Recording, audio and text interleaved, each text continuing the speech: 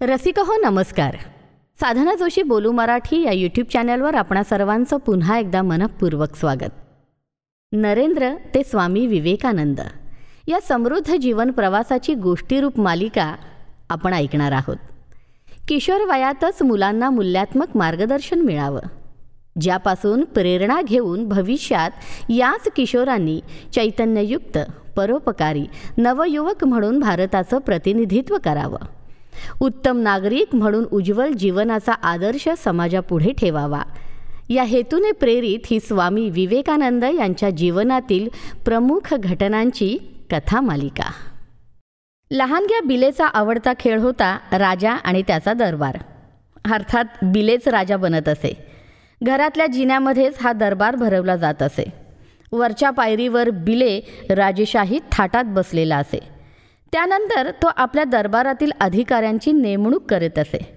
एका मित्राला तो वजीर तर दुसऱ्या मित्राला सेनापती बनवित असे. काही मुलांना तो मांडलिक राजे तर काहींना शासकीय मंत्री करीत असे. आपापल्या पदानुसार सगळेजण आपापल्या ठिकाणी खालच्या पायऱ्यांवर बसत. राजाच्या रूपाने तो आज्ञा देत असे. सगळ्यांच्या तक्रारी सोडवल्या जात आणि अपराध्यांना दंड मिळत असे. राजा बिलेच्या आज्ञेचं कुणीही उल्लंघन करू शकत नसे. राजद्रोहांना दिल्या जाणाऱ्या कडक शिक्षाही यात दिल्या जात. जर त्या राजद्रोह्याने पळून जाण्याचा प्रयत्न केला तर या बिले राजाचे सैनिक त्याचा पाठलाग करून त्याला पकडत असत. यावरून काय कळतं मुलांनो, लहानपणापासूनच बिलेमध्ये खऱ्या नेत्याचे गुण होते. तुमच्या आमच्यासारखे आपले हे नरेंद्रसुद्धा लहानपणी खूप खेळ खेळायचे. हा बिलेही कधीकधी झाडावर चढून त्याच्या फांदीत पाय अडकवून उलटा लोंबकळत असे, तर कधी ध्यानाचा खेळ खेळत असे.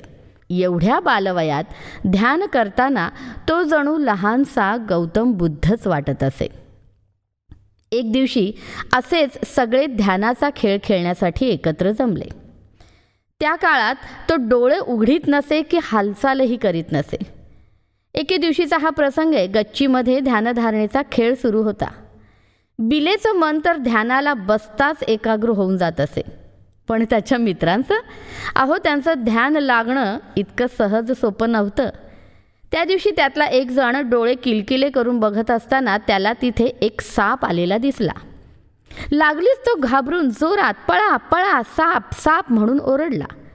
सगळ्या मुलांनी तिथून एकदम धूम ठोकली, पण बिले तर ध्यानात लीन होऊन गढून गेलेला होता.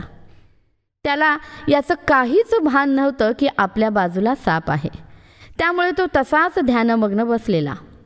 मुलांचा आवाज ऐकून घरातली मोठी माणसं धावत आली आणि ते दृश्य पाहून त्यांचा भयाने थरकाप उडून गेला. पण ध्यानस्थ नरेंद्रला अर्थातच बिलेला यातलं काहीही माहीत नव्हतं. तो तसाच शांत आणि निश्चल ध्यानमग्न बसलेला होता. थोड्या वेळाने तो साप तिथून निघून गेला.